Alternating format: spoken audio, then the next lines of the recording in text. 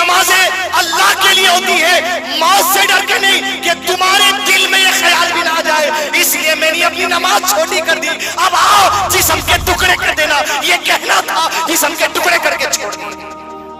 बद्र की जंग हुई, उसके बाद ओहद की जंग हुई। ओहद की जंग के बाद मुसलमानों के खिलाफ शाम रजी का मामला पेश आया। 70 के करीब सहाबा को मुशरिकीन मक्का और दूसरे कुफार इस साजिश के साथ ले गए कि आप हमारे पास आपके सहाबा को दीन सिखाने के लिए भेजिए, ये आपके साथ रहते हम भी दीन सीखेंगे। उसी में एक मामला ऐसा हुआ। फिर उसके बाद एक 10 सहाबा को अल्लाह के नबी सल्लल्लाहु अलैहि वसल्लम ने एक काफिले का जायजा लेने के लिए भेजा था। जब 10 निकले तो इत्तेफाक से जब इत्तला लेने गए थे कि दुश्मन क्या कर रहा है, 200 लोगों ने घेर लिया और घेर कर 7 लोगों को शहीद कर दिया। 3 बचे थे। 3 में से एक खुबैब इब्ने अदी थे रज़ियल्लाहु अन्हु। क़ल्बे सलीम देखिए अदी दोस्तों, ये चीज है। खुबैब इब्ने अदी को जंजीरों में कसकर बांधे और बांध के मक्के के बाजार में ले जाकर बेच दिए। जब मक्के के बाजार में बेचे, हारिस नाम का एक आदमी था जिसको हज़रत खुबैब अपने हाथों से जंगे बदर में कत्ल किए थे। हारिस के बेटे अपने बाप का बदला लेने के लिए हज़रत खुबैब को पैसे देके खरीदे, घर के बाहर लाके जंजीरों में जकड़ के रख दिए और रखकर ये फैसला लिया गया कि अब खुबैब हम तुझसे हमारे बाप के कत्ल का बदला लेंगे और तरीका ये होगा जंजीरों में बांधे रखते हुए तेरे जिस्म के टुकड़े करने वाले। 3 दिन पहले इत्तला दे दी गई और खुबैब जंजीरों से बांधे हुए हैं।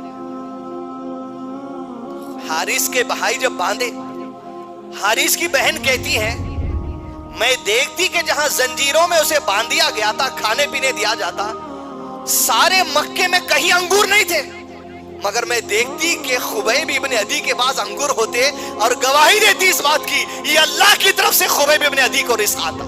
कैसे आता वो कहती मैं नहीं जानता। हदीस सही है, उलमा ने इकराम ने इसे कहा।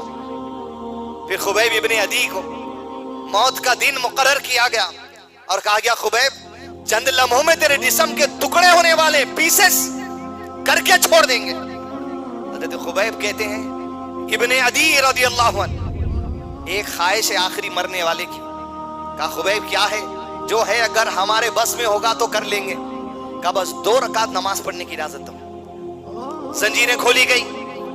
2 रकात नमाज अपनी जिंदगी की आखिरी, इल्ला बिक़ल्बिन सलीम, जो क़ल्बे सलीम लेकर आया अपनी जिंदगी के आखिरी लम्हे अपने रब के सामने सुजूद, रुकू, इखलास, गिड़गिड़ाना, मग़फ़िरत, आजिज़ी के जरिए अल्लाह के पास जो सो मुलाकात की तैयारी कर रहा है। 2 रकात नमाज अदा की और फिर मुख्तसर नमाज पढ़ ली और सलाम फेर दिए। इल्ला बिक़ल्बिन सलीम की मिसाल देखिए अजीज दोस्तों, कि पलटकर हारिस के 2 बेटों की आंख में आंख डालकर कहते हैं मुझे ये डर हो रहा था कि तुम ये समझोगे कि मौत से डरकर खुबैब नमाज लंबी कर दिया। अरे हमारी नमाजें अल्लाह के लिए होती है, मौत से डर के नहीं, कि तुम्हारे दिल में ये ख्याल भी ना आ जाए। इसलिए मैंने अपनी नमाज छोटी कर दी। अब आओ जिस्म के टुकड़े कर देना, ये कहना था, जिस्म के टुकड़े करके छोड़ दिए।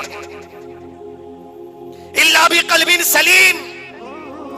अरे दुश्मन के दिलों में भी हमारे अमाल, हमारे इबादत, हमारे अकायद, हमारे मामलात, हमारे अखलाक के बारे में ये कैफियत भी नहीं देना चाहते थे साहबा।